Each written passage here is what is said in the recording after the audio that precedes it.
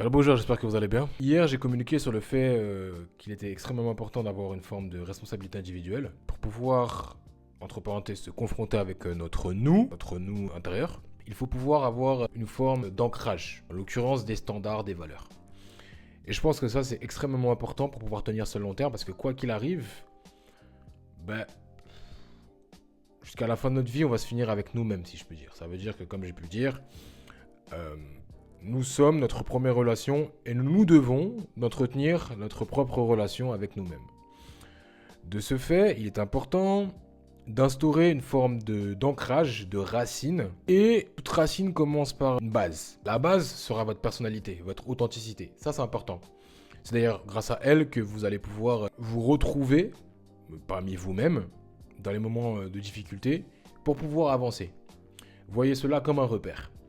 Pour tenir sur le long terme, c'est important en termes de discipline. Partez du principe que lorsque vous évoluez dans la vie, en règle générale, vous êtes souvent amené à vous confronter à toute forme d'adversité. Adversité, épreuve, ou même quoi qu'il arrive, si vous voulez passer un cap dans votre vie, vous devrez confronter la personne que vous êtes aujourd'hui pour pouvoir passer à celle au niveau suivant, tout simplement. De ce fait, moi je pars du principe qu'il est important de rester sur ses bases. Donc d'avoir des repères, une racine. Lorsque vous allez avancer dans votre discipline, dans vos habitudes, faites en sorte de toujours y rajouter une pointe de vous. Une forme d'authenticité, genre c'est à votre sauce. Sachant que comme j'ai pu dire, dans d'autres vidéos par contre, votre personnalité a plusieurs couches. Il y a plusieurs couches dans votre personnalité, on ne peut pas dire toi t'es un tel parce que ça. Si cette personne-là a raison, c'est que vous n'avez pas assez cherché, vous n'avez pas assez creusé au fond de votre personnalité. Moi, ce que je veux dire par là, c'est que il est important potentiellement d'avoir une personnalité forte pour pouvoir faire preuve de discipline sur le long terme. Discipline, tout simplement. Et que cette discipline se caractérise par cette authenticité que vous avez. Parce que justement, il n'y a que vous qui pouvez être vous. Et ça, c'est important. Le fait qu'il n'y a que vous qui pouviez être vous, cela signifie que vous ne pourriez vous fier qu'à vous-même.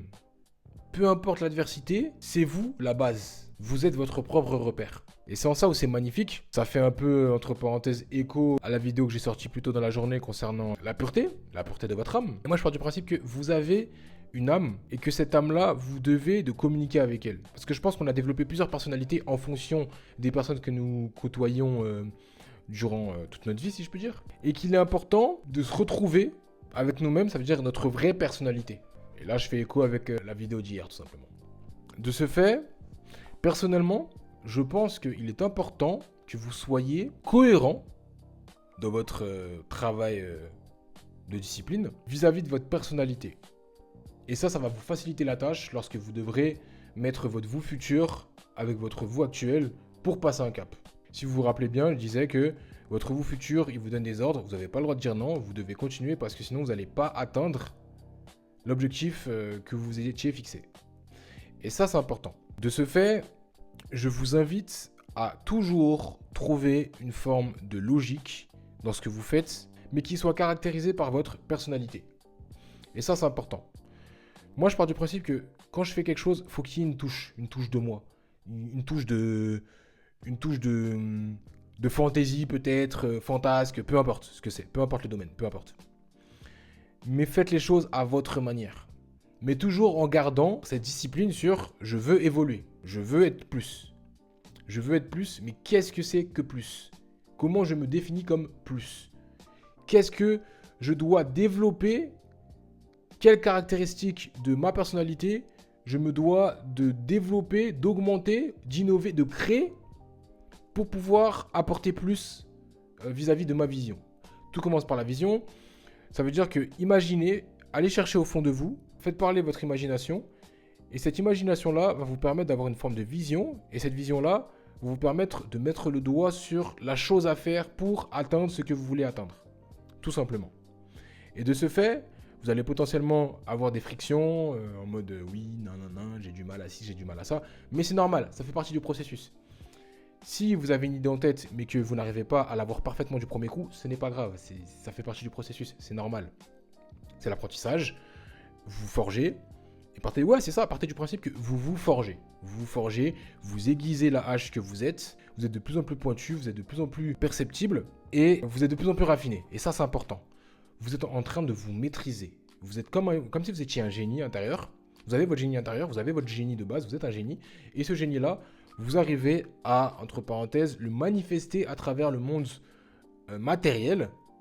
Et il se traduit grâce à vos actions, votre manière de communiquer, votre manière de parler, votre manière de vous exprimer corporellement parlant, parce que oui, le langage corporel, c'est important.